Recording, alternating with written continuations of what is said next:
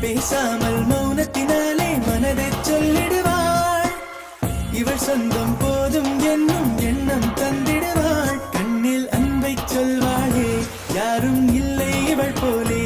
துன்பம் என்னை தீண்டாமல் தாயாய் காப்பாள் மண்ணிலே. உலகம் எங்கும் இவளே வந்திடுவாள். உயரம் கொஞ்சம் வளர்ந்த போதும் குழந்தை என்றிடுவாள். உள்ளங்கையில் பாசம் வைத்து உணவை தந்திடுவாள். உறங்கும் போதும் உறங்காமல் என் அருகில் நின்று